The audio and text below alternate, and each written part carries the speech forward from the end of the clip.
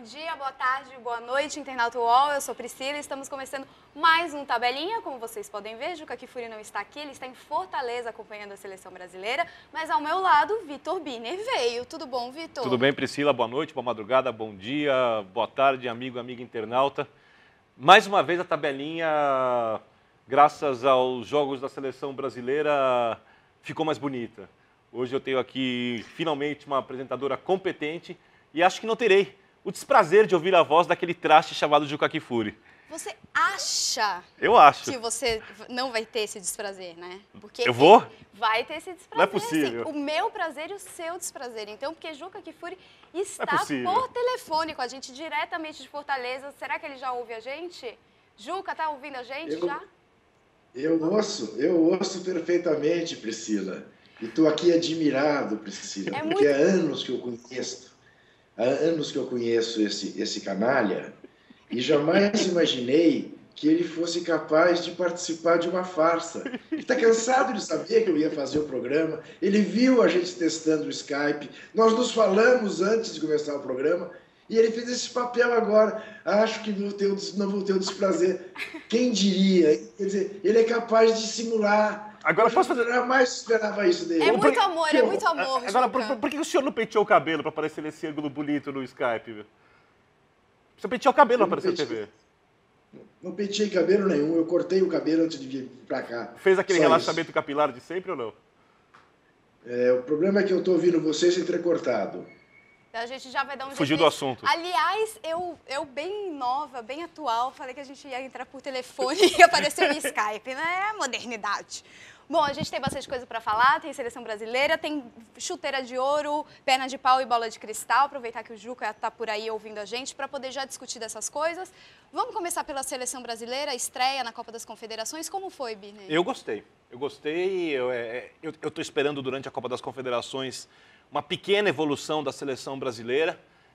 Ela parece estar acontecendo mais rapidamente do que eu imaginava.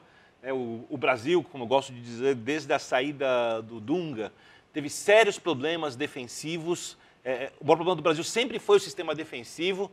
O Filipão também enfrentou esse tipo de problema. Contra a França, a seleção foi um pouco melhor e contra o Japão, melhor ainda. Por que melhor ainda? Porque ela conseguiu marcar tão bem quanto fez no jogo contra a França e ainda pôde agregar algumas coisas à capacidade de atacar. Então, por exemplo, contra a França, o Paulinho ficou muito preso. Contra o Japão, o Paulinho já conseguiu avançar mais. O Daniel Alves conseguiu avançar mais. Você vê que já consegue fazer ali uma tabela pelo lado direito com o Hulk, né? Que o Brasil joga no 4-2-3-1, com o Hulk, Neymar, com o Hulk, Oscar e Neymar. Oscar e Neymar invertendo de posição constantemente. O ataque começa a se mexer mais. Quer dizer, o período de treinamento da seleção brasileira com o Filipão está surtindo bons resultados. Obviamente, a seleção vai oscilar bastante ainda, os problemas não se resolvem do dia para a noite, nunca mais acontecem, eles vão aparecer novamente, mas para mim parece muito claro, não sei o que o Juca pensa, que o Brasil começou a caminhar e parece que está caminhando rápido para conseguir achar um rumo para entrar na Copa do Mundo, pelo menos eu acredito, que vai entrar como favorito ao título ao lado de Espanha e de Alemanha. E aí, Juca, tá caminhando rápido o suficiente para entrar ao lado de Espanha e Alemanha entre os favoritos na Copa do ano que vem? Eu acho que o Brasil sempre vai entrar numa Copa na sua casa com grande chance de ser campeão, não é? Evidentemente que se o futebol melhorar, com mais chances ainda. Eu também concordo, eu acho que a seleção deu um passo para frente no jogo contra o Japão, evoluiu. Evidentemente tem todos os poréns, né? Porém, o Japão estava confuso. É verdade, estava. Tinha chegado na quarta-feira, estava vivendo o pior dia do fuso horário, que é o terceiro dia. O Brasil deu muita sorte, fez um gol logo aos 3 minutos, isso desmontou o Japão. É verdade. Se você quiser olhar sempre sob esse prisma, você olha. No entanto, se você quiser olhar e dizer, puxa vida, como o Brasil foi competente, logo aos 3 minutos do primeiro tempo fez 1-0, facilitou a sua vida. E mais competente ainda, porque se o Japão pensou em alguma reação no segundo tempo, de novo aos 3 minutos fez 2-0. Então, eu acho isso, a seleção mostrou mais opção de jogadas, mais movimentação na frente, marcou sem maiores dificuldades. Acho que a única coisa que, de fato, de alguma maneira, pôde preocupar foi a constância com que o Júlio César soltou bolas, embora tenha feito boas defesas, mas soltou bolas aparentemente muito fáceis. A justificativa, tanto dele quanto do goleiro japonês, o Nagajima, foi que o gramado estava muito ruim. E aí é de chorar, né, Vitor? Estádio novinho, recebendo o jogo de abertura da Copa das Confederações e o gramado estava ruim. Filipão chegou a dizer que o gramado onde a seleção está treinando, onde a seleção treinou lá em Brasília, no campo do Corpo de Bombeiros, era muito melhor. E, de fato, no Corpo de Bombeiros eu fiquei bem perto do gramado, um gramado absolutamente irretocável. O gramado de Brasília, olhando de cima, parecia realmente cheio de falhas. Mas, enfim, eu acho que deu um passo adiante, deverá dar mais um passo contra o México nessa quarta-feira aqui em Fortaleza, e aquilo que a gente vinha dizendo. Todas essas seleções que o Brasil está enfrentando estão em regime. A do Brasil, não. E só vai ganhar esse ritmo jogando, treinando e jogando. É o que está fazendo e fazendo com seriedade.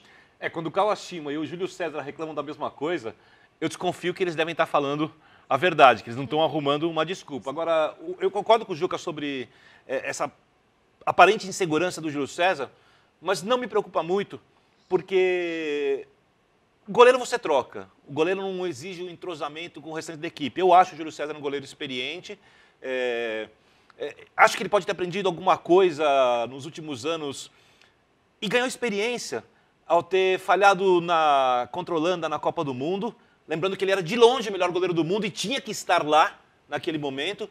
E quando você observa os outros goleiros do Brasil, você não acha ninguém que você possa falar, não, tem que ser esse. Ainda está na hora do Júlio César. Eu acho que se você somar rodagem em seleção brasileira, experiência, qualidade técnica e olhar as possibilidades, ele é a primeira opção. Não quer dizer que ele tem que ser o titular até a Copa do Mundo, mas eu acho que ele é a primeira opção. O que você acha, Juca? Eu também. Eu te confesso que eu tenho... Ô, Vitor, isso são aquelas idiosincrasias, né? Que cada um de nós tem as dele, né? Eu sempre achei o Júlio César com uma característica que eu não gosto dos goleiros, que é o goleiro quente. Eu gosto mais do goleiro frio. Mas tenho que admitir que o Brasil, nos últimos anos, tem mostrado goleiros quentes de muita qualidade. São Marcos, por exemplo, sempre foi um goleiro quente, né? Nunca foi frio. Mas então me preocupava aspectos da personalidade do Júlio César que eu comparo, acho muito parecidas, muito semelhantes às do Lúcio, às do Júnior Baiano. São jogadores que me dão medo de que numa hora fazem uma bobagem e jogam tudo fora. Infelizmente, aconteceu com ele no jogo contra a Holanda, embora a responsabilidade não tenha sido apenas dele naquele lance. Mas ali aconteceu e o time ruiu, porque não estava escrito nos céus, né? Deus não tinha previsto que o Brasil ia tomar um gol. Agora, eu compreendo que o Filipão, com um time jovem, tendo um goleiro com a experiência que o Júlio tem, aposte no Júlio César. Agora um pouquinho antes da gente falar da Itália e Uruguai, o que esperar do Brasil e México? Você vai acompanhar daqui a pouco o treino aí, né, Juca? Da seleção brasileira. Olha, o México tem sido o nosso fantasma, né? Nesse século ganhou mais do Brasil do que perdeu. E ainda para culminar, num jogo que não foi entre as seleções principais, mas entre as seleções olímpicas, nos tirou o sonho da medalha de ouro olímpica e levou para o México, coisa que eles também nunca tinham comemorado. Era, aparentemente, um adversário tranquilo para jogar a final em Londres, lá em Wembley, e o Brasil perdeu. Esse time do México está fazendo uma segunda fase de eliminatórias muito ruim, empatando com o Panamá, ganhando a duras penas da Jamaica. E ontem o placar foi enganoso. A Itália jogou muito mais do que o México. Como também a Espanha jogou muito mais que o Uruguai e ganhou apenas por 2-1. Então eu acho que o Brasil vai atropelar o México. Eu acho que o Filipão, aí nessas coisas o Filipão é mestre. O Filipão vai fazer o apelo pela honra da medalha perdida, dessa situação desconfortável de, no confronto nos últimos anos, eles estarem na frente. Eu tenho para mim que o Brasil fará mais uma boa atuação, segura e atropela o México. E você, Bini? A minha dúvida é exatamente se o Brasil vai conseguir manter o padrão de crescimento. Se o Brasil repetir o futebol dos últimos 2 jogos, eu estou com o Juca. O Brasil atropela o México.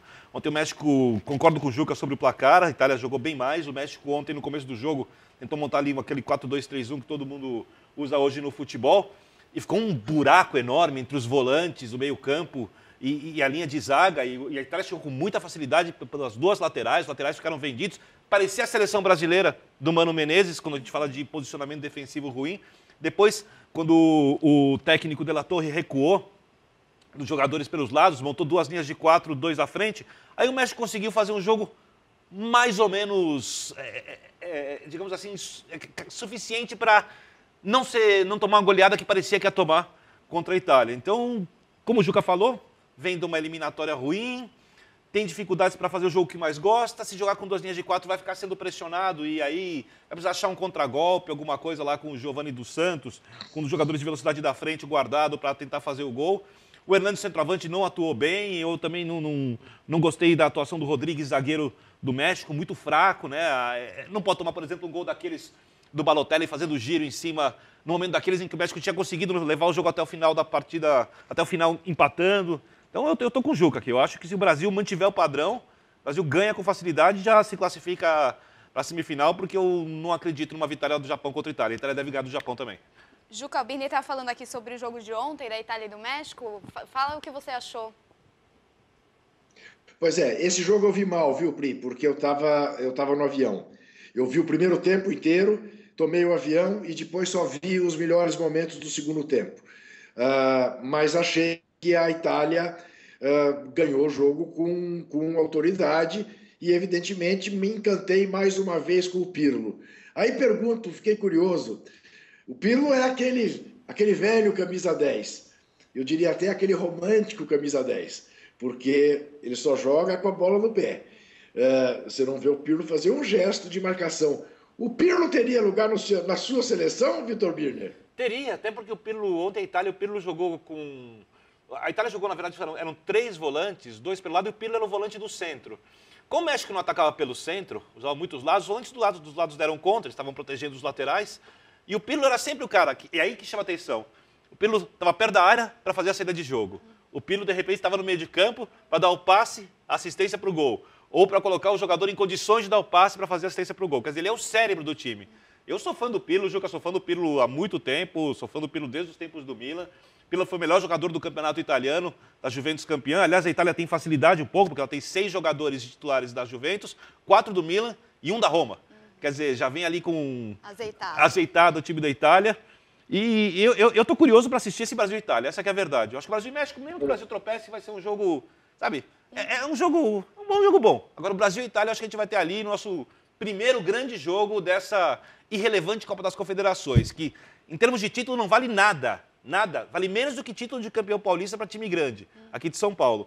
Mas é muito útil para o Brasil se preparar. Quer dizer, as pessoas confundem quando eu falo irrelevante e inútil. Ela não é inútil a Copa das Confederações para o Brasil por causa do momento brasileiro. Mas o título é irrelevante. Vamos falar então um pouquinho de Espanha e Uruguai antes de dar a chuteira de ouro e o perna de pau de hoje. Quem quer começar? Quer falar, Juca, primeiro sobre Espanha e Uruguai? Posso dar uma pergunta para o Juca? Pode, claro. Foi um jogo de bobinho, Juca? Pois é, Vitor. Você sabe que até contei essa história ontem na coluna da Folha e contei no Linha de Passe da ESPN. Ontem eu me lembrei de uma conversa, das conversas mais assim deliciosas que eu tive na minha vida com um jogador de futebol, com o velho Dom Pedro Virgílio Rocha. Monstro. E Pedro Rocha, barbaridade. Para quem não sabe, Pedro Rocha, o Pelé elegeu entre os 5 melhores do mundo, quando ambos jogavam. Foi um baita jogador que brilhou na seleção uruguaia e aqui no São Paulo. Depois teve no final de carreira no Palmeiras, mas foi um jogador estupendo no São Paulo Futebol Clube. Um dia, conversando com ele me contava o seguinte, que 2 vezes na vida dele, ele tinha chamado a mãe, já na vida como adulto. A primeira, quando ele pisou para estrear num Peñarol Nacional no estádio Centenário de Montevidéu, repleto. Acho que ele tinha 17 anos. Diz ele, ao sair do túnel e ver aquele estádio, eu chamei pela minha mãe. Achei que eu não tinha que estar ali ainda. A segunda vez que isso aconteceu, dizia ele, eu já era maduro, foi na Copa de 74, no jogo contra a Holanda. Porque no primeiro minuto me deram a bola, eu levantei a cabeça para ver um companheiro bem colocado, vieram 2 camisas laranja e uma delas me tomou a bola. Eu não entendi nada. A segunda bola que eu peguei, vieram 4. Eu entendi menos ainda. Na terceira, eu chamei para minha mãe, porque aquilo não era o jogo que eu estava acostumado a jogar e que eu achava saber jogar. Ontem me deu essa sensação, principalmente nos 20 primeiros minutos, quando a Espanha chegou a ter 87% de posse de bola. O Uruguai não via a bola, não via a bola. Não via. E eu vi a hora que os uruguaios iam sair dando pontapé, cotovelada, porque devia estar exasperante. E a Espanha foi generosa, porque fez 2-0, como a Holanda fez 2-0 no Uruguai, em 74, a Espanha fez ontem e depois tirou o pé, administrou, se poupou, acabou tomando um gol no fim, belíssima cobrança de falta, mas se quisesse fazia 4, 5, 6, porque realmente pôs na roda o time do Uruguai. E aí eu te devolvo a pergunta, Vitor. Será que é tão grande assim, é tão abissal hoje a diferença entre a seleção campeã da Europa da seleção campeã da América? Isto é uma circunstância ou essa é a diferença do futebol que se joga nos continentes? Porque me lembrou um pouco de Barcelona e Santos. Só que o Barcelona foi mais cruel que a seleção espanhola. Do Barcelona com o Real Madrid, com a inclusão do Soldado, que já jogou no Real Madrid, a Espanha joga exatamente como o Barcelona, é o mesmo conceito de jogo, e o Juca falava sobre o Holanda de 74, o conceito que foi implementado no Barcelona pelo Johan Cruyff, holandês, que era a cabeça daquele time de 74 que o Pedro Rocha falou que chamou pela mãe quando estava em campo. Eu acho, Juca, que a diferença é a que a gente viu ontem. Tá? Eu acho que não tem muito como fugir disso.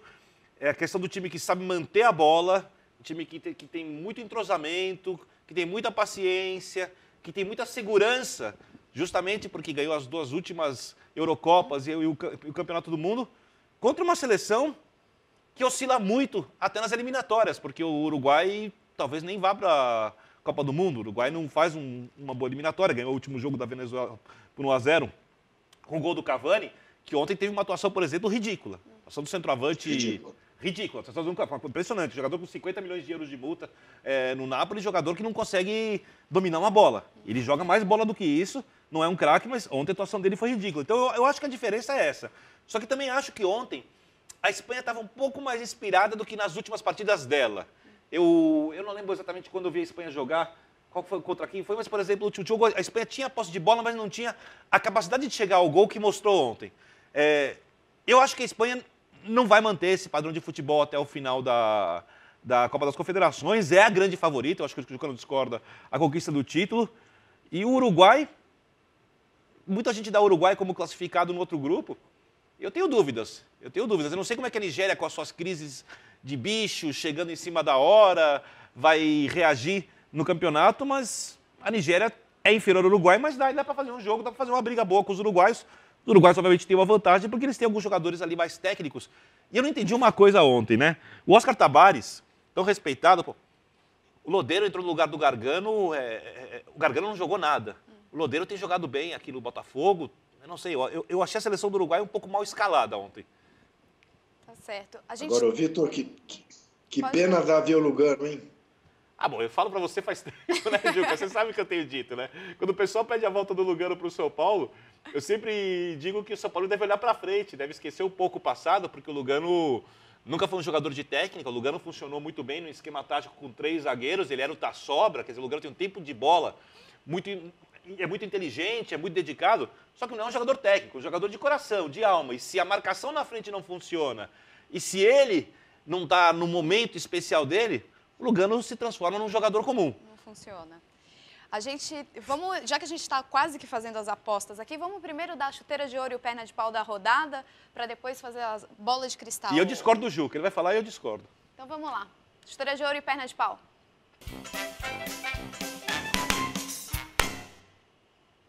A chuteira, de ouro vai para Juca Kfouri. Pode anunciar. Chefe manda. Neymar, pela boa atuação que teve contra o Japão no sábado, por desencantar, romper quase 9 jogos sem fazer gol, fez um belíssimo gol, jogou bem, se deslocou, jogou para o time, estimulou a torcida, gostei.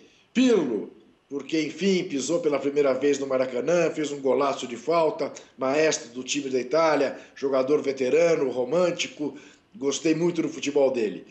E Iniesta, que mais uma vez foi o motor, o cérebro, o talento, tudo que você queira na seleção espanhola. Esses, para mim, são os 3 que merecem a chuteira de ouro na Copa das Confederações. Agora, as contestações de Vitor Birner. Eu concordo com os 3, mas eu quero você quer contestar a perna de pau? Não, quero acrescentar os manifestantes do Rio de Janeiro e Brasília que foram os que foram pacificamente protestar contra o uso de dinheiro público em estádios, essa situação toda. E quero também fazer uma menção ao De Rossi, que falou que gostou do Maracanã, que o estádio estava bonito, mas parecia um estádio europeu que queria ter jogado no antigo.